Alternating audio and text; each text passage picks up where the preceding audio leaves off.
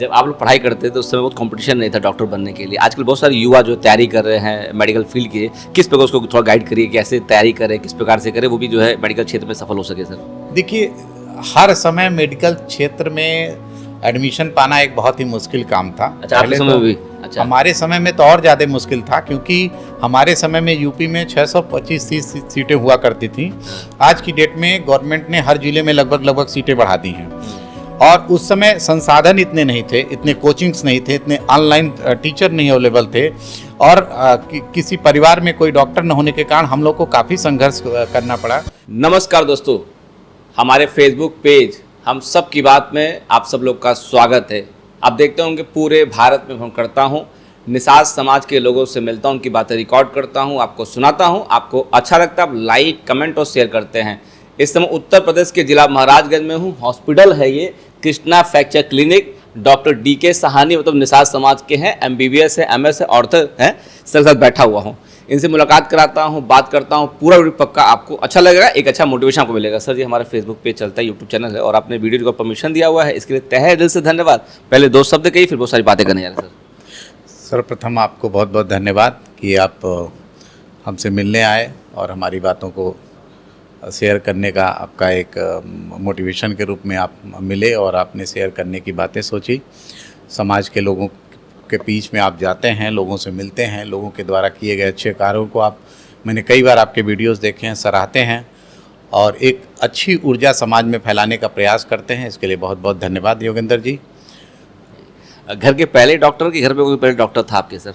नहीं, मैं परिवार में पहला डॉक्टर हूँ। सबसे पहले मेरे पिता बैंक में थे। उन्होंने बहुत ही ज़मीनी स्तर से मेहनत करके अपने आप को स्थापित किया, बैंक में नौकरी किया उन्होंने, और उसके बाद उनकी इच्छा और मेरे बड़े भाई साहब की इच्छा के कारण मैं डॉक्टर बना। अदरवाइज़ मेरी इच्छा कुछ और बनने की थी। क्या बनने की इच्छा थी आपकी थी?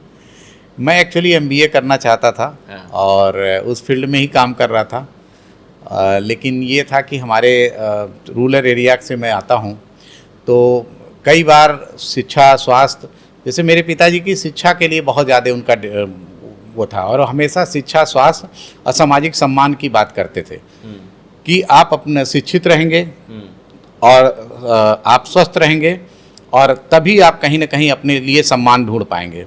तो इन दोनों चीज़ों में उनका बहुत ज़्यादा मोटिवेशन था। तो शिक्षित तो उन्होंने बना दिया, लेकिन उन्हीं की इच्छा के कारण उन्होंने कहा, नहीं बेटा, मैं चाहता हूँ कि आप स्वास्थ्य के क्षेत्र में आओ, जिससे लोगों का भला हो सके।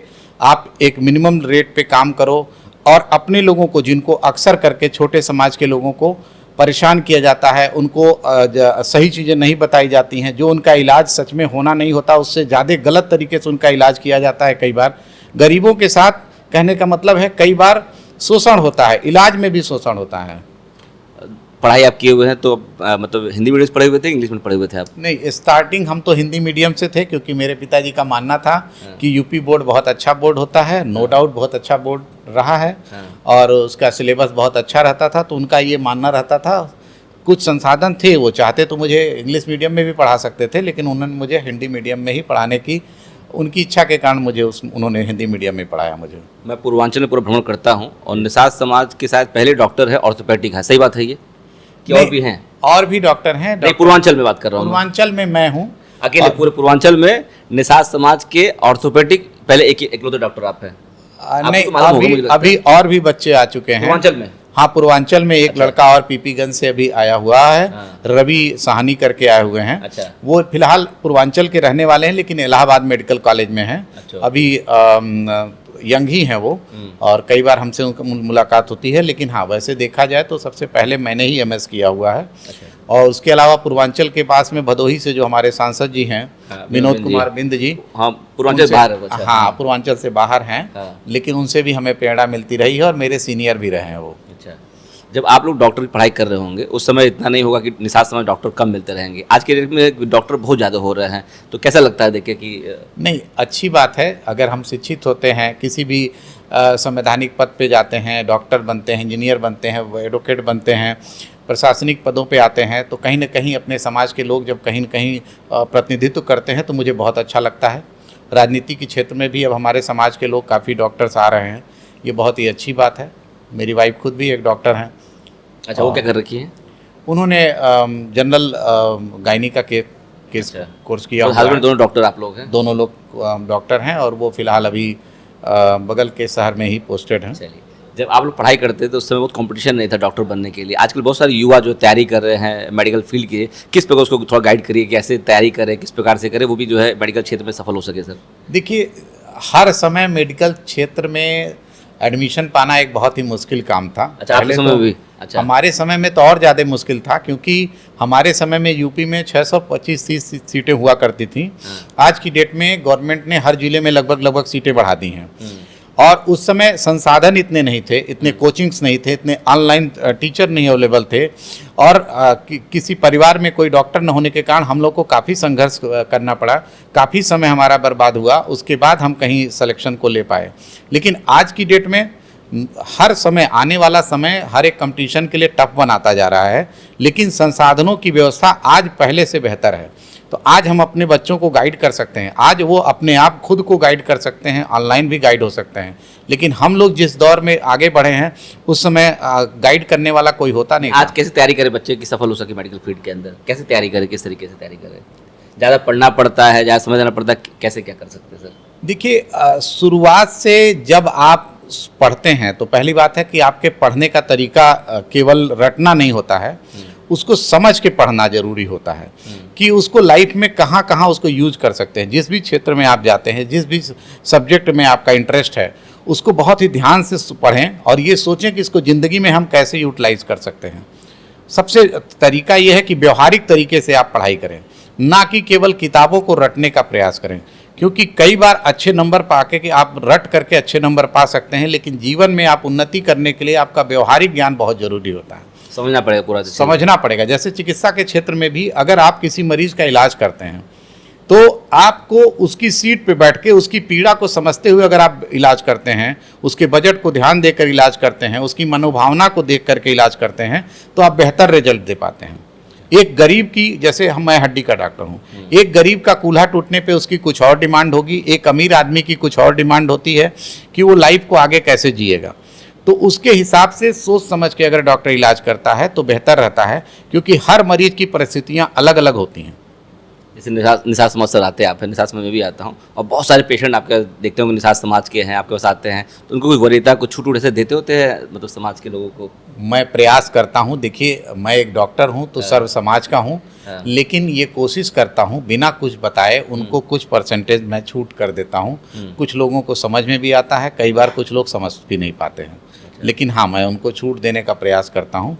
और ज़्यादातर हमारे हॉस्पिटल में, क्योंकि मुझे दलित शोषित समाज से आने के कारण मुझे इन लोगों की पीड़ा भी समझ में आती है, तो मेरे वहाँ पूरा हॉस्पिटल केवल दलित, पिछड़ा और शोषित अल्पसंख्यक वर्ग के ही स्टाफ है मेरे पास। अच्छा, हाँ, इसलिए क्योंकि ये लोग पूरे विश्वास पात्र होते हैं। ऐसा नहीं है कि ये बहुत ज़्यादा टैलेंटेड हैं इसलिए मैं इनको रखा हूँ। टैलेंटेड हैं, उनको टैलेंटेड बना रहे हैं हम, उनको टैलेंट को खींच भी रहे हैं। मेरे परिवार के भी काफ़ी सदस्य हैं इसमें, लेकिन उनसे टैलेंट से ज़्यादा मुझे विश्वास मिलता है, वो मेरे अपनापन मिलता है, वो मुझे धोखा नहीं दे सकते हैं। क्या बात है। और फिर भी ये मुझे लगता है कि सपोज दैट कि 2-4% अगर मेरा कोई ले जाता है तो मेरे भाई की ही जेब में जाएगा। मैं ये मान के चलता हूँ कि 2-4% कभी कुछ हो भी सकता है। कितना साल आपको हो गया? प्रैक्टिस 2012 से मैं प्रैक्टिस कर रहा हूँ, लगभग 14 साल होने वाले हैं जी। कुछ सामाजिक काम भी करते हैं? हमेशा प्रयास करता हूँ। अभी परसों ही मैंने वीरांगना फूलन देवी के शहादत दिवस पे हम लोगों ने कार्यक्रम किया महाराजगंज के अंदर। महाराजगंज के अंदर, केवल महाराजगंज में एक ही जगह हुआ। उसको करीब 10 न्यूज़पेपर में कवर भी मिला है, अच्छा कवरेज मिला। यहाँ के हर पार्टी के नेता, एक सामाजिक संगठन के अंतर मैं चलाता हूँ, तो उसके अंतर्गत सभी लोग मेरे आवास पे आए। करीब कई महिलाओं को हम लोगों ने अंगवस्त्र भी वितरण किया। तो हम एक्टिविटी तो हमारी होती रहती है। अभी हमारे वहाँ एक साइकिलिस्ट हैं यहाँ के शिवम पटेल, उनको हमने माउंट एवरेस्ट पे वो रिकॉर्ड के लिए जा रहे थे तो उनको दिया गया। एक हमारे वहाँ के स्विमर हैं हमारे निषाद समाज के, तो उनको भी हम लोगों ने मदद करी। एक रनर भी काम करते हैं, टाइम निकल जाता है इसके, भी हैं हॉस्पिटल समय निकाल लेते हैं सामाजिक काम करने के लिए। सामाजिक काम के लिए काम करने में मेरी जो है ना, अकेले मैं सब कुछ नहीं कर पाता हूँ। मेरी सबसे बड़ी ताकत मेरी वाइफ है। अच्छा। पापा, मेरे फादर का आशीर्वाद रहा है, उन्हीं के कारण मैं अपने आप को सामाजिक कार्यों से करने से रोक नहीं पाता हूँ, मेरे अंदर वो गुण पिताजी के द्वारा मिला हुआ है। लेकिन इसमें पूर्णतया सहयोग, अगर मुझे हर समय मेरे हर एक कार्यक्रम को पूरी तरह मैनेज करने का काम, मेरे पीछे खड़े होने का काम मेरी वाइफ करती हैं। मेरी पूरी ताकत वही है, अगर उनके बगैर मैं कुछ भी नहीं कर पाऊँ। बहुत बहुत धन्यवाद आपको सर। एक अंतिम सवाल पूछेंगे, हड्डी के डॉक्टर हैं और हम सबके लाइफ के अंदर हमारे जीवन में हड्डी बहुत इंपॉर्टेंट होता है, क्या सलाह देंगे लोगों को कि कैसे अपने हड्डी को स्वस्थ रखे, लोग रखें? देखिए, किसी भी स्वस्थ समाज के लिए सबसे ज़्यादा जरूरी होता है कि शिक्षा, जो कि अभी बात हम लोगों ने करी, और स्वस्थ रहने के लिए, हड्डी को स्वस्थ रखने के लिए, या यूं कहें पूरे शरीर को स्वस्थ रखने के लिए हम हमेशा प्राकृतिक जीवन अपनाएं। प्राकृतिक जीवन में क्या होता है कि आपका सही खान पान होना चाहिए, जो हमारे ऋषि मुनियों ने कहा है उस हिसाब से सुबह जल्दी उठें, शाम को जल्दी खाना खाएं, हमेशा घर की बनी हुई चीज़ें खाएं, हमेशा फल सलाद मतलब चीज़ों पे ज़्यादा ध्यान दें, कभी भी बाहर की चीज़ें न खाएं, नशा न करें हम लोग, और 1 घंटा अपने शरीर को हफ्ते में 5 दिन जरूर दें। अगर ऐसा करते हैं तो हम निरोगी लंबे समय तक रहेंगे, और अगर खुद स्वस्थ रहेंगे तो समाज को भी स्वस्थ बनाने में हम योगदान दे पाएंगे। बहुत धन्यवाद।